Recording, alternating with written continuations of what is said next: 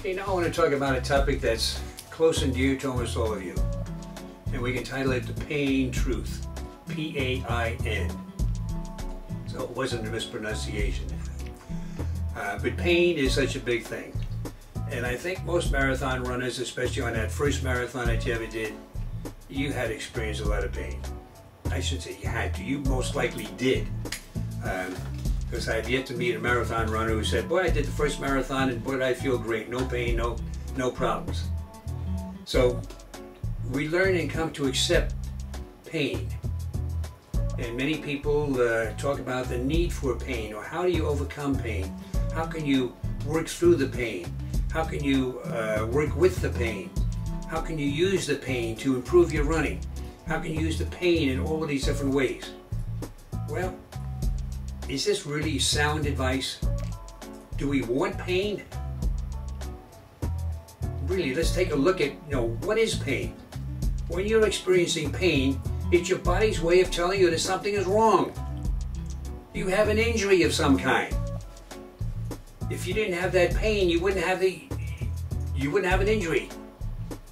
Well, vice versa. If you didn't have that injury, you wouldn't have the pain. So pain is the way your body recognizes that something is amiss. And it's actually giving you the pain, so it's telling you stop what you're doing because you're hurting yourself. But rather than taking this avenue, hey, let's stop what we're doing. We don't want to experience pain. We kind of glorify pain. This is the macho thing. Oh, we got to be macho. We got to finish that marathon.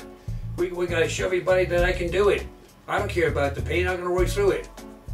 Athletes in football, yeah, they play with a broken bone. They know it's broken. No, I got to finish. I got to finish that play.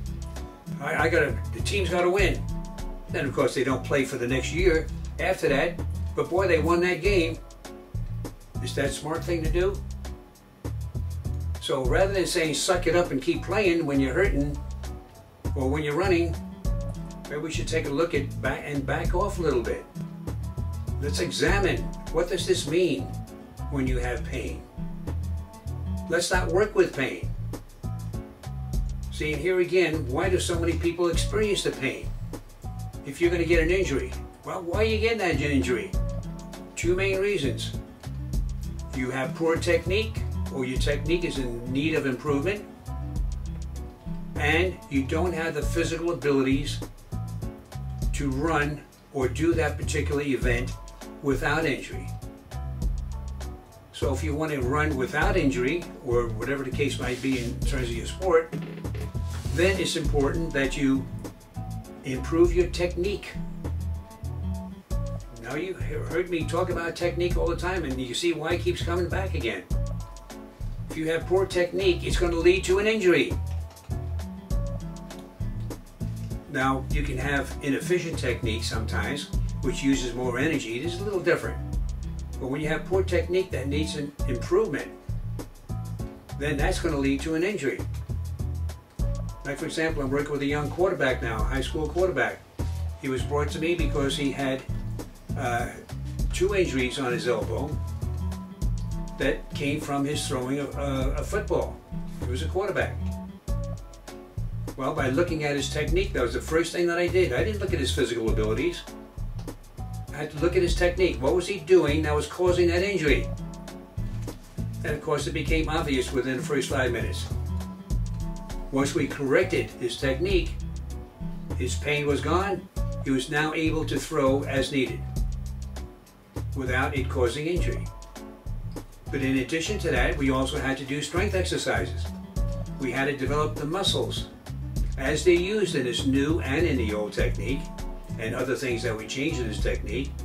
So we improved the strength of the muscles to enable him to execute the technique as needed.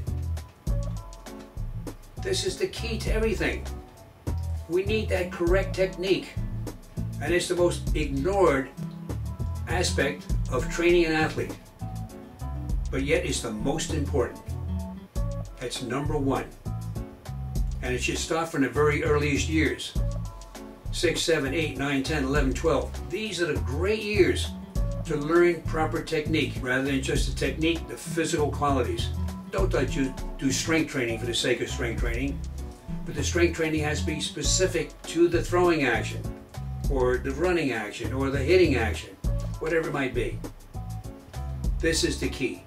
So we need specificity. We need specialized exercises that duplicate what the athlete does in execution of the competitive skill. So let's get away from just suck it up, break with that pain, run through the pain, work through the pain. We should get these out of our vocabulary. Once you have pain, you stop what you're doing. This is what I tell all my athletes. I don't care where it is. You feel at least a little bit of pain, stop what you're doing. Let's take a look at what's going on. And we nip it in the bud.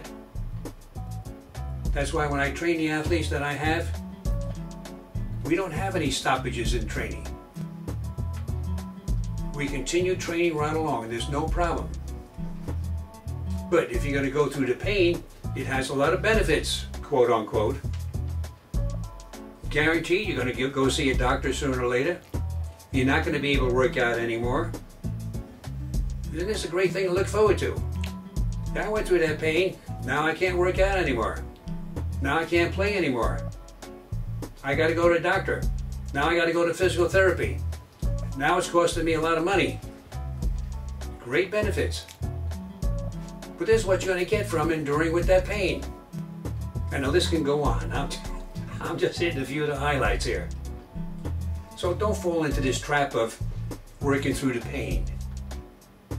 And once you got the technique and strength abilities down pat, if you experience pain, then take a look at what kind it is. And you shouldn't. And there's something wrong someplace. But get rid of that pain. Get it out of your vocabulary. You don't want pain. Pain is the last thing you want to experience. And that's the bottom line.